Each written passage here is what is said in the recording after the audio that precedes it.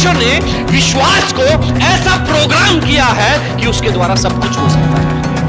स्वर्ग ने विश्वास को ऐसा प्रोग्राम बनाया है कि उसके द्वारा आपके जीवन में सब कुछ हो सकता है।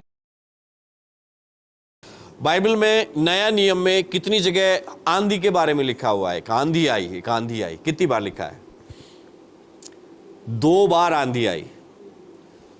कितनी बार? 2 बार। दोनों बार में, पहली बार में क्या हुआ? एक नाव है, नाव चल रही है और चेले नाव में है, यीशु मसीह नाव में है। याद है कहां पे है? मरकुस रचित सुसमाचार 4 अध्याय निकालो। और दूसरी बार जो आंधी आती है वो मरकुस रचित सुसमाचार 6 अध्याय। वहां पे यीशु मसीह चेलों को भेजते हैं कि तुम जाओ, और खुद फिर झील पर चलकर आते हैं, है ना? हालेलुया। क्या आपको लगता है आज के टाइम में एक आंधी आई हुई है जिससे उसके चेले यात्रा में चलते चलते घबरा गए हैं? हालेलुया। हम तुलना करेंगे कि आज का टाइम उस टाइम के हिसाब से कैसा था। यीशु मसीह नाव में बैठे हैं, यीशु मसीह सो रहे हैं, आराम फरमा रहे हैं, और वहां पे क्या हो रहा है? आंधी आ रही है। मरकुस उसका 4 अध्याय, मेरे साथ बने रहो। उसका 35 पद से पढ़ रहा हूं। मरकुस 4 का 35। उसी दिन जब सांझ हुई तो उसने चेलों से कहा, आओ हम पार चलें।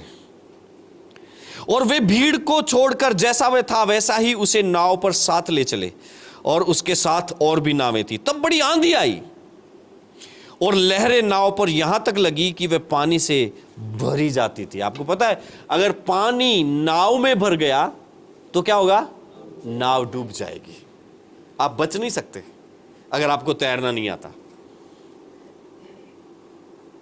नाव तब तक नाव है जब तक उसमें पानी नहीं है, और यहां पे इतनी बड़ी लहरें आ रही हैं कि नाव पानी से भरी जाती है। पर वह आप पिछले भाग में गद्दी पर सो रहा था। तब उन्होंने उसे जगाकर कहा, हे गुरु, क्या तुझे चिंता नहीं कि हम नष्ट हुए जाते हैं? तब उसने उठकर आंधी को डांटा और पानी से कहा, शांत रह, थम जा। और आंधी थम गई और बड़ा चैन हो गया। और उनसे कहा, तुम क्यों डरते हो? क्या तुम्हें अब तक विश्वास नहीं? डर और विश्वास दोनों अलग अलग चीजें हैं। आप विश्वास रख करके डर नहीं सकते, और आप डरते हुए विश्वास नहीं कर सकते। हालेलुया। आप डरते हुए प्रभु पर विश्वास नहीं कर सकते। या तो डर होगा या तो विश्वास होगा। यीशु मसीह पिछली पार्ट में गद्दी पर सो रहे थे, तकिया लगा के आराम से। यहां पे आपने एक ध्यान देना है, एक आंधी आई है। क्या आंधी? आंधी आपको दिखाई नहीं देती है। हवा जिधर को चाहती है उधर को चलती है, तुम सिर्फ उसका शब्द चुनते हो, लेकिन नहीं जानते कि कहां से आती है और कहां को जाती है। कहां लिखा है? यूहन्ना रचित सुसमाचार में जब निकोदेमुस यीशु मसीह से मिलने आता है, तब यीशु मसीह कहते हैं कि तुम हवा को देख नहीं सकते, तुम सिर्फ उसे महसूस कर सकते हो। यहां पे एक आंधी आई हुई है, आप आंधी को महसूस कर सकते हो, लेकिन आंधी आपको दिखाई नहीं देती है। ये जो तूफान आया, जो नाव में जो पानी आया है, ये जो संकट आया है, ये लहरों के कारण नहीं आया है, ये तूफान के कारण आया है। तूफान आने से लहरें उठ रही हैं। हालेलुया। अगर तूफान नहीं आता, अगर आंधी नहीं आती, अगर हवा तेज नहीं चलती, तो लहरें नहीं उठती। समझ में आ रहा है? यहां पे 2 चीजें, एक तो लहरें और एक आंधी। जब मैं इसके बारे में सोच रहा था तो आंधी क्योंकि दिखाई नहीं देती है और लहरें क्योंकि दिखाई देती हैं, तो इसका मतलब है कि जो हमें चीज दिखाई देती है उसके पीछे ऐसी चीजें होती हैं जो हमको दिखाई नहीं देती। आपके घर में जो कुछ हो रहा है आपको दिख रहा है, लेकिन उसके पीछे क्या काम है, क्या चीज पड़ी हुई है, वो आपको दिखाई नहीं दे रहा। हम सिर्फ उसी को देखते हैं जो अपनी आंखों के सामने है। पानी नाव में भर रहा है, लहरें ऊपर ऊपर उठ रही हैं, लेकिन उसके पीछे कारण क्या है? एक आंधी उठी हुई है, एक आंधी आई हुई है। एक स्त्री है जो 18 वर्ष से एक दुर्बल करने वाली एक दुष्ट आत्मा से ग्रसित है। एक दिन वो कलीसिया में आई है और सब लोग देख रहे हैं वो कैसी है? कुबड़ी है। लेकिन उसके अंदर क्या है? उस कुबड़ेपन के पीछे क्या है? ये किसी को दिखाई नहीं दे रहा। क्या था उसके पीछे? एक दुर्बल करने वाली दुष्टात्मा उसमें लगी हुई थी। हालेलुया, हाँ या ना? हाँ बोलो ना। एक दुर्बल करने वाली दुष्टात्मा उसके चिपटी हुई थी, जिसके कारण से वो कुबड़ी हो गई थी। हमें बीमारी दिखाई देती है, हमें खांसी का शब्द सुनाई देता है, हमें दिखता है कि फीवर आ गया है, लेकिन उसके पीछे क्या ताकत काम कर रही है हमें दिखाई नहीं देता है। असली बीमारी वो नहीं है जो हमें दिखाई देती है, असली बीमारी वो है जो हमें दिखाई नहीं पड़ रही है। हालेलुया। कितने लोगों को समझ में आ रहा है? ये जो चीजें घटित हो रही हैं, इनके पीछे कुछ डेमोनिक फोर्सेस हैं। अच्छा होता है तो उसके पीछे कुछ अच्छी ताकतें हैं, परमेश्वर की सामर्थ है। लेकिन अगर आपके जीवन में कुछ बुरा हो रहा है, आपके आसपास में कुछ बुरा हो रहा है, तो उसके पीछे शैतान की शक्तियां काम कर रही हैं। हमारे जीवन में कोई भी चीज ऐसे नहीं होती, या तो वो शैतान की ओर से होती है या तो वो परमेश्वर की ओर से होती है। Hallelujah, hallelujah. यहां पे एक आंधी आई है जिसके कारण से इनके जीवन खतरे में पड़े हुए हैं। एक आंधी इस संसार में आई हुई है जिसके कारण से इतना विरोध हो रहा है, जिसके कारण से लोगों के जीवन में इतना डर समा गया है, जिसके कारण से ऐसे लगता है कि प्रभु तो पता नहीं कहां खो गया है, जिसके कारण से ऐसा लगता है कि लोगों का विश्वास जाता जा रहा है। लेकिन यीशु मसीह वहां पे सो रहा है। हमें ऐसा लगता है कि यीशु मसीह कहां है जिसने सुरक्षा का वायदा दिया था, जिसने कहा था कि अधोलोक के फाटक कभी मेरी कलीसिया पर प्रबल नहीं होंगे? वो यीशु मसीह कहां है? हालेलुया। मैं आपसे बात कर रहा हूं। हमेशा ध्यान रखो, जो भी कुछ हो रहा है उसके पीछे कोई ताकत काम कर रही है। हमारा ये मल्ल युद्ध लहू और मांस से नहीं है। परमेश्वर के विरोध में कौन होता है? हालेलुया। वही लोग ये बातें करते हैं, एक ही ईश्वर है। कितने ईश्वर हैं? एक ही। एक ही ईश्वर है, तो आप क्यों ईश्वर के विरोध में खड़े हो? अगर एक ही ईश्वर है तो आप क्यों उस ईश्वर के विरोध में खड़े हो? इसका मतलब आपके पास ईश्वर नहीं है, राइट? तो आपका विरोधी, गर्जने वाला सिंह, वो इस ताक में रहता है कि किसको फाड़ खाए, और जो डर गया वो मर गया। हालेलुया। इसलिए डरना मना है। बोलो, डरना मना है, डरना मना है, डरना मना है। यीशु मसीह है, यीशु मसीह नाव छोड़ के गया नहीं है, यीशु मसीह वहीं सो रहा है। आंधी आई हुई है, यीशु मसीह सो रहा है। बड़ी लहरें उठ रही हैं, यीशु मसीह सो रहा है। नाव पानी से भरी जाती है, यीशु मसीह सो रहा है। वो खेते खेते घबरा गए हैं, यीशु मसीह सो रहा है। यीशु मसीह छोड़ के गया नहीं है। हालेलुया। आपको पता है, हमारे जीवन में जो कुछ होता है उसके पीछे शक्तियां काम कर रही है। यहां तक कि अगर जीवन में गरीबी है, ये बीमारी की और ये सताव की बात है, लेकिन इसके अलावा मैं और बातें बताना चाहता हूं।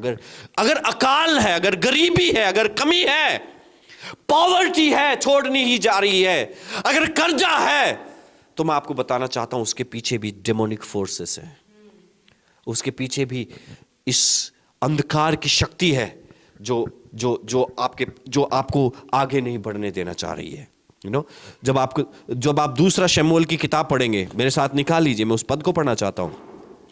जब आप दूसरा शमूएल की किताब पढ़ेंगे, दूसरा शमूएल और उसका 21 अध्याय, आपको पता है दाऊद के टाइम में अकाल आया था। हमें एलिया के टाइम का अकाल याद रहता है ना। 21 पद में लिखा है वहां 21 अध्याय दूसरा शमूएल उसका 21 अध्याय उसका पहला पद से पढ़ रहा हूं। दाऊद के दिनों में लगातार 3 वर्ष तक अकाल पड़ा। और एलिया का अकाल कितने दिन तक था? एलिया के टाइम में कितने साल तक अकाल पड़ा था? और यहां पे कितने साल पड़ा है? 3 साल। दाऊद के दिनों में लगातार 3 वर्ष तक अकाल पड़ा। तो दाऊद ने यहोवा से प्रार्थना की। यहोवा ने कहा यह शाऊल और उसके खूनी घराने के कारण हुआ, क्योंकि उसने गिबोनियों को मरवा डाला था। आपको पता है शाऊल ने जो एक गलत काम किया उसका खामियाजा पूरे इज़राइल ने 3 साल तक भुगता था। लेकिन दाऊद ने क्या किया? अच्छा खाद डालेंगे। देखो, एक बार अगर कुछ गड़बड़ होती है तो हम समझ सकते हैं कि ठीक है, अभी काम धंधे मार्केट में नहीं है ना, मार्केट डाउन है। लेकिन दूसरी बार अगर ऐसा हो रहा है कि आपको नुकसान हो रहा है, तो हमें ऐसा लग सकता है कि इस बार शायद बारिश अच्छी नहीं थी, मौसम खराब था, फसल खराब हो गई, पूरा मार्केट डाउन है। लेकिन तीसरी बार भी अगर ऐसा आपकी लाइफ में हो रहा है तो आप समझ जाओ इसके पीछे कोई शक्ति है जो काम कर रही है। हालेलुया। यहां पे हो सकता है दाऊद 3 साल तक इंतजार क्यों करता रहा? शायद अगली साल आ जाएगी बारिश, समझ आ रहा है ना। लेकिन अगर बार बार वही चीजें आ रही हैं, 3 साल तक अगर वही चीजें आ रही हैं, तो आपको चौकन्ना होना है, क्योंकि कोई ना कोई चीज है जो आपके जीवन में काम कर रही है। हालेलुया। मैं आपसे बात कर रहा हूं, कितने लोग समझ रहे हैं? गरीबी, यहां तक कि हमारी परिस्थितियां, हमारे घर की शांति, हमारे रोज के जिंदगी की हर एक चीज, आपको पता है कितने सारे घर हैं जो बंद पड़े हैं। लोग घरों में जाते हैं और पता चलता है कि यहां पे तो किसी को बरकत नहीं है। लोग गाड़ी खरीदते हैं, आपको पता है डर लगता है कि कोई एक्सीडेंटल गाड़ी नहीं मिल जाए। क्यों? ये चीजें काम करती है। हो सकता है कोई डेमोनिक फोर्स उस चीज के साथ जुड़ा हुआ हो। हम ये कहकर के अरे प्रभु सब कुछ कर लेगा, लेकिन अगर आपके साथ नई सृष्टि का एक्सपीरियंस आपकी लाइफ में नहीं है तो ये आपके लिए घातक हो सकता है। सिर्फ आंख बंद करके कि नहीं यीशु मसीह बचा लेगा, यीशु मसीह नहीं बचाएगा। वो कैसे बचाता है वो चीजें हम आगे देखेंगे, लेकिन मैं आपको कुछ चीजें समझाना चाहता हूं उससे पहले। ये संसार में जो घटित हो रहा है वो ऐसे ही नहीं घटित हो रहा। ये संसार की योजनाएं, संसार का जो चल रहा है, जो भी संसार में ऐसा डेवलप किया गया है कि लोग परमेश्वर से दूर हो जाएं और शैतान को पूजा करने लग जाएं और शैतान के पीछे आए। हालेलुया। समझ में आ रहा है? समझ में आ रहा है? कितने लोगों को मालूम है यरीहो की दीवार कैसे गिराई गई थी? कैसे गिरी थी? बोलो। आराधना करके, और जब उसके चारों ओर घूम रहे थे तो यरीहो की दीवार गिर गई थी। ठीक है, ठीक है। जब वो गिरी थी तब यहोशू ने वहां पे कुछ बोला था कि जो कोई इस दीवार को बनाएगा उसका पहलौठा मर जाएगा, उसके बच्चे मर जाएंगे, ऐसा कुछ श्राप दिया था। और इज़राइल का एक राजा हुआ था जिसने उस दीवार को दोबारा बनाने की कोशिश की थी। आपको याद नहीं है? बाइबल पढ़ो तब याद करा करो इन चीजों को। निकालो पहला राजा उसका 16वां अध्याय,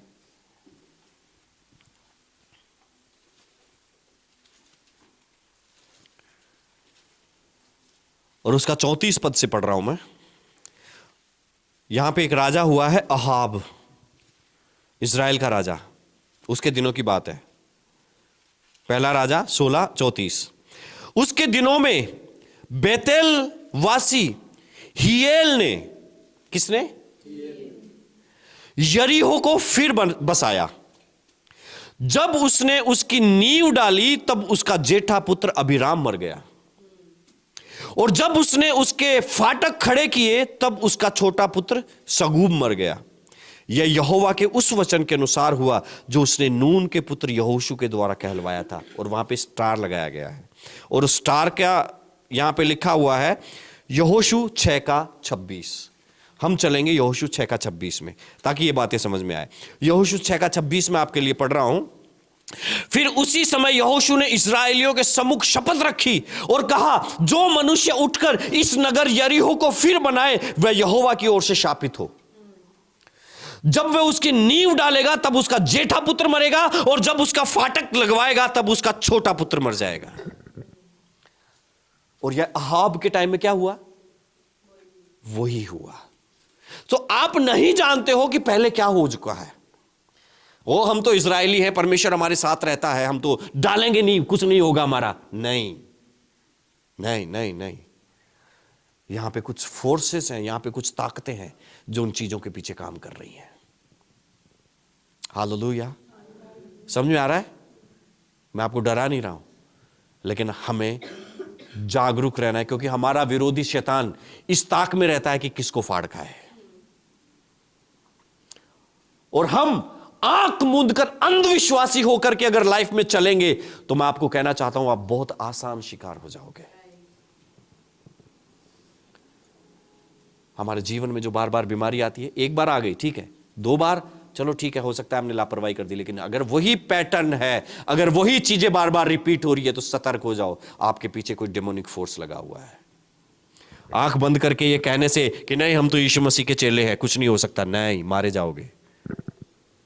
हालेलुया। समझ में आ रहा है? कितने लोगों को समझ में आ रहा है?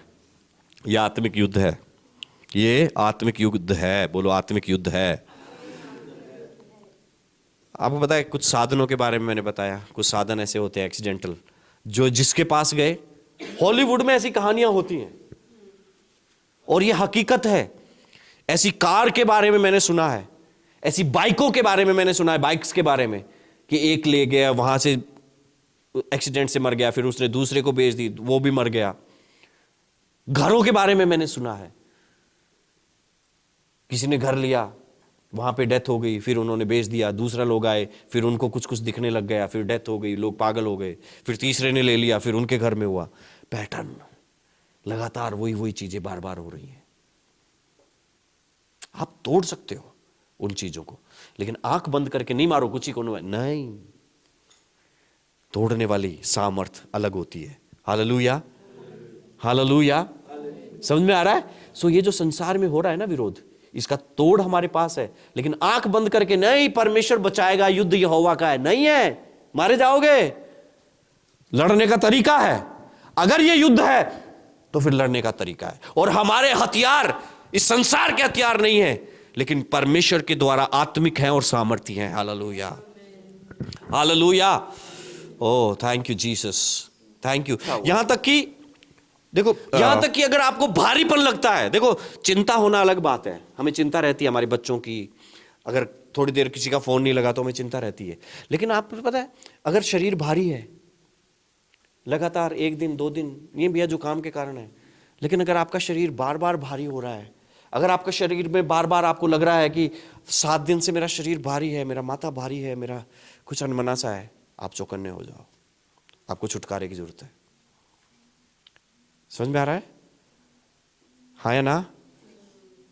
भूख मर रही है, आप तो एक्सरसाइज भी कर रहे हो, अच्छा खा रहे हो, लेकिन फिर भी बार बार बार बार बार बार बार बार भूख मरती जा रही है, भूख मरती जा रही है, चौकन्ने हो जाओ। ये ऐसे ही नहीं होता है लाइफ में, या तो आप बुला रहे हो, या तो कोई चिपटा हुआ है जो पीछा नहीं छोड़ रहा है, चौकन्ने हो जाओ। समझ में आ रहा है? हर एक चीज के बारे में मैं बात कर रहा हूं, ये जो माहौल है इसके बारे में मैं बात कर रहा हूं, शरीरों में जो बीमारियां आती है उसके बारे में मैं बात कर रहा हूं, घरों में जो अकाल आता है, जो कमाई में जो बरकत नहीं है उसके बारे में मैं बात कर रहा हूं, क्योंकि शैतान का काम यही है, नाश करने, घात करने और चोरी करने के लिए ही वो आता है। हालेलुया। चिंता और डिप्रेशन में अंतर होता है, एंजाइटी और डिप्रेशन। चिंता हम करते हैं, इंसान है, मानवीय स्वभाव है। मेरी बेटी बाहर गई, मेरा बेटा बाहर गया, फोन नहीं उठा रहा, तो चिंता होती है ना। हाँ, घर पे आ गए, बच्चा घर पे आ गया तो चिंता खत्म ना। लेकिन फिर भी नींद की गोलियां खा रहे हैं, डिप्रेशन में है। क्यों ले रहे हैं? अरे 5 बजे गई थी, फोन नहीं उठाया, 6 बजे आई थी। तो 6 बजे आ तो गई, हाँ लेकिन मेरे चिंता हो गई, अब तो गोली खाने से ही नींद आएगी। भैया एक बार चिंता हो जाती है तो मैं डिप्रेशन हो जाता है मेरे, अब दिमाग में भारीपन हो गया। क्या है ये नॉर्मल चीज नहीं है। समझ में आ रहा है ना आपको? ये नॉर्मल चीज नहीं है। आपको चिंता में और डिप्रेशन में अंतर समझना पड़ेगा। डिप्रेशन क्यों है? आ तो गए घर पे, खाना तो खा लिया, सो तो रहे हो, फिर भी अगर भारीपन है, चौकन्ने हो जाओ।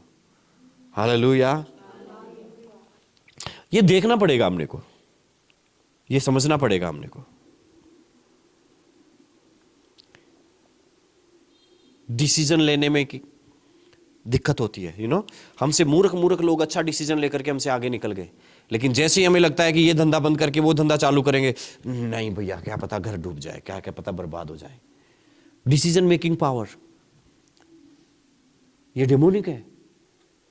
परमेश्वर के लोग अच्छे डिसीजंस लेकर के आगे बढ़ते हैं, प्रार्थना करते हैं, घुटनों पर बैठते हैं, प्रभु की अगुवाई लेते हैं और अच्छे फैसले लेकर के अपनी लाइफ को आगे बढ़ाते हैं। लेकिन अगर आप डिसीजन नहीं ले पा रहे हैं, अच्छे डिसीजंस नहीं ले पा रहे हैं, और जितने तरह के डिसीजन आपने लिए उसमें आप फेल हुए हैं, तो मैं आपको बताना चाहता हूं कोई फोर्स है जो आपके अंदर काम कर रहा है, आपके द्वारा काम कर रहा है। समझ में आया? हालेलुया। इसके बारे में हमें देखना पड़ेगा, इसके बारे में आपको सावधान होना पड़ेगा, इसके बारे में आपको सोचना पड़ेगा। हालेलुया।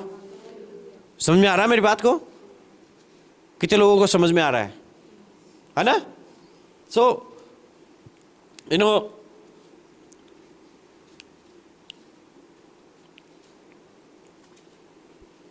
डर जो है ना, डर हमें पैरालाइज बना देता है। क्या मतलब? लकवा का रोगी होता है ना, जो कुछ नहीं कर सकता।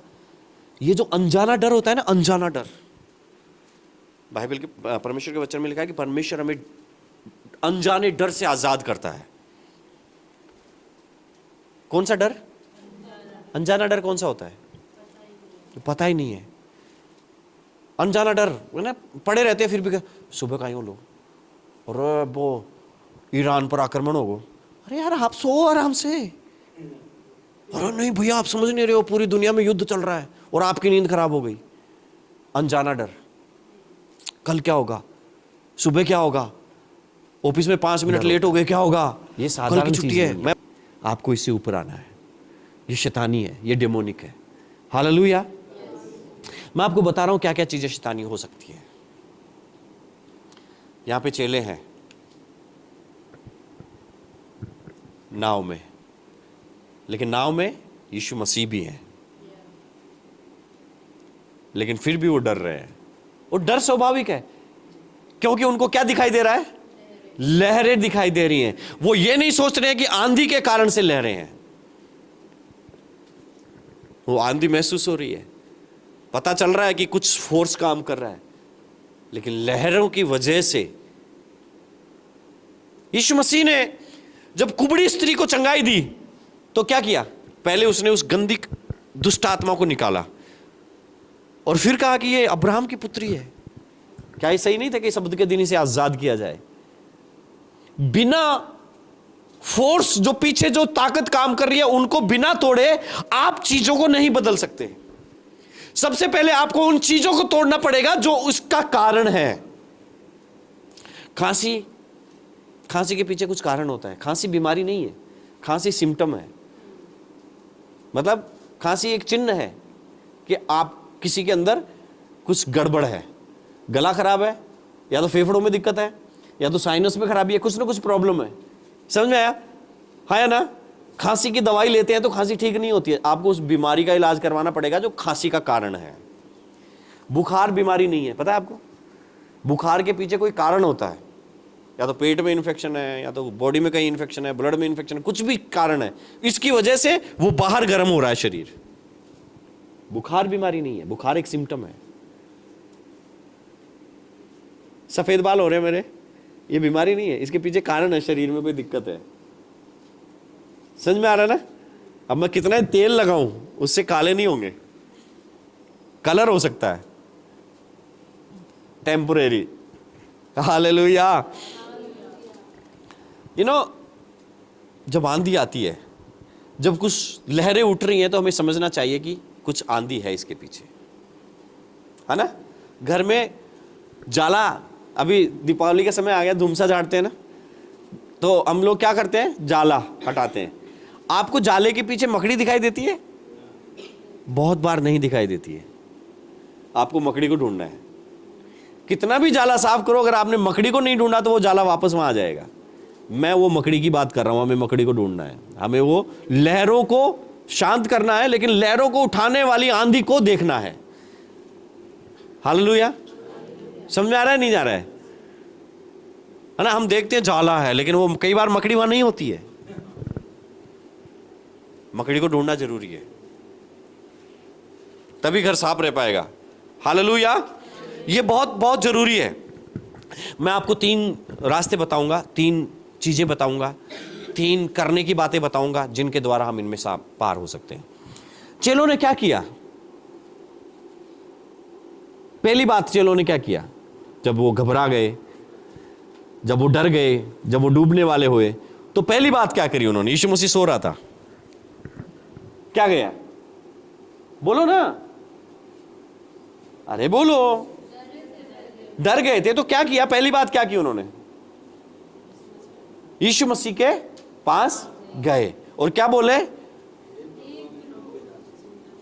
कि तेरे को चिंता नहीं है, हम डूबे जाते हैं, है ना। ये किया ना उन्होंने। तो सबसे पहली बात, यीशु मसीह के पास आओ, अपने जीवन को देखो, यीशु मसीह के पास आओ। इसको मैं पिछले मेरे सेमिनार्स में, जो पिछले जो मेरे संदेश हैं उसमें देखोगे तो मैं इसको बोलता हूं हंगर, डेस्परेशन,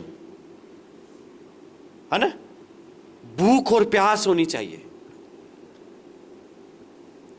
अगर यूं ही बैठे बैठे रहे और भूख और प्यास नहीं है, देखो वो ही तृप्त किया जाता है जो भूखा और प्यासा है। यह परमेश्वर के राज्य का सिद्धांत है। अगर आपको आंधी और तूफान से बाहर नहीं आना है और आपको ऐसा नहीं लग रहा है कि अब बहुत हो चुका, अब मैं बाहर आना चाहता हूं, तब तक आप बाहर नहीं आ सकते। आंधी आए काफी टाइम हो गया था, लहरें बहुत टाइम से आ रही थी, लेकिन जब तक चेलों को ऐसे नहीं लगा ना कि अब हम डूब जाएंगे, तब तक वो यीशु मसीह के पास नहीं गए थे। तब तक उनके अंदर वो भूख नहीं थी, तब तक उनके अंदर वो जान से हाथ धोने वाली बात नहीं थी। लेकिन जैसे ही उनको लगा कि अब तो मर ही जाएंगे, वो तुरंत यीशु मसीह के पास गए। तो ये जो बात है ना कि अब तो हम खत्म ही हो जाएंगे, वो वाली बात आप सोचो, जब कोई ऑप्शन नहीं है, सिर्फ एक ही ऑप्शन बचा है, यीशु मसीह। लोग आईसीयू से प्रार्थना करवाते हैं ना, अरे भाई पहले क्यों नहीं करवाया? पहले हमने सोचा डॉक्टर से ठीक हो जाएगा यार, और जब डॉक्टर बोल देता है कि नहीं अब ये बच नहीं पाएगा, तब कहते हैं भैया कहां हो, आ सकते हो क्या प्रार्थना करने के लिए?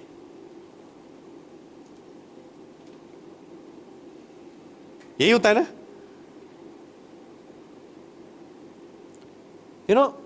हमारे जीवन में जब भी हमें ये लगे कि लहरें उठना शुरू हो गई हैं, उसी समय पहचानो कि इसके पीछे एक आंधी है, और वही समय है आपको खड़े होकर के और यीशु मसीह के पास जाने का, वो हंगर को जगाने का, वो भूख को बढ़ाने का कि अब उठना शुरू हो गई है, अब लड़ाई शुरू हो गई है, अब मुझे घुटनों पे बैठने का टाइम बढ़ाना पड़ेगा, अब मुझे प्रभु के पास फिर से ज्यादा समय बिताना पड़ेगा, अब मुझे बाइबल और ज्यादा पढ़नी पड़ेगी, अब मेरा टाइम आ गया है कि यीशु मसीह को जगा लूं। Hallelujah, hallelujah. पहला, यीशु मसीह के पास लौट आओ, पश्चाताप करो, अपनी भूख को बढ़ाओ, अपनी प्यास को जगाओ, और अपने घुटनों के टाइम को बढ़ाओ, घुटनों पे बैठने के टाइम को बढ़ाओ, बाइबल पढ़ने के टाइम को बढ़ाओ, गवाहियां देने के लिए खड़े हो जाओ, अपने लड़ाई के लिए तैयार हो जाओ। Hallelujah, hallelujah. दूसरी चीज उसके चेलों ने क्या करी? दूसरी चीज यीशु मसीह ने करी। यीशु मसीह ने क्या किया? वहां पे आंधी को डांटा। नाव में क्या आ रही थी, आंधी या लहर? लेकिन यीशु मसीह हमेशा पीछे के फोर्सेस को जानते थे कि लहरें क्यों उठ रही हैं। तो पहले यीशु मसीह ने आंधी को डांटा और फिर लहरों को कहा शांत हो जा। समझ में आया है ना? यीशु मसीह हमेशा जानते थे इन चीजों को, और फिर ये सब करने के बाद अपने चेलों की ओर कहे कि तुम्हारा विश्वास कहां था? यही बोला ना। दूसरी चीज, विश्वास में जाग जाओ, विश्वास को बढ़ाओ। हालेलुया।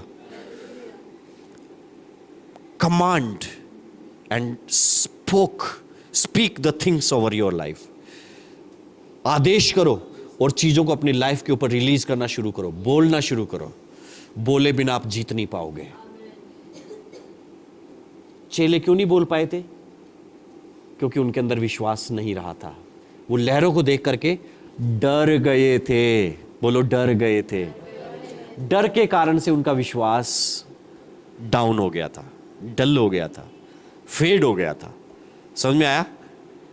हालेलुया। तो जब आप प्रभु के पास आते हैं, जब आपकी भूख बढ़ती है, जब आपकी प्यास बढ़ती है, जब आप टाइम ज्यादा बिताना शुरू करते हो, तो आपका डर निकलता है और आपके अंदर विश्वास बनाता है ना? वचन सुनने से आपको विश्वास बढ़ा होगा। जब विश्वास बढ़ेगा तो आप कमांड करना शुरू करोगे, ए आंधी निकल मेरी लाइफ से, ए एक्सीडेंट निकल मेरे घर से, ए अकाल निकल मेरे धंधे के ऊपर से। फिर आप कमांड करना शुरू करोगे। क्यों? क्योंकि आपके अंदर फेथ आ गया है। विश्वास नहीं होगा तो आप यीशु मसीह को, यीशु मसीह उठ जाना, यीशु मसीह माने मार नहीं माने लोगे, यीशु मसीह अब तो उठ जा रहे।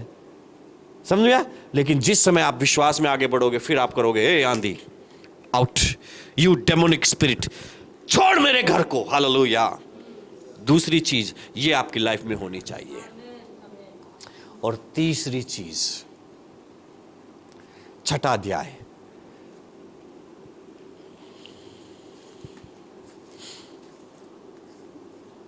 मरकुस रचित सुसमाचार, उसका चौथा अध्याय से हम ये चीजें देख रहे थे। लेकिन एक बार फिर आंधी आई थी, और वो आई थी छठा अध्याय में, उसका 45 पद।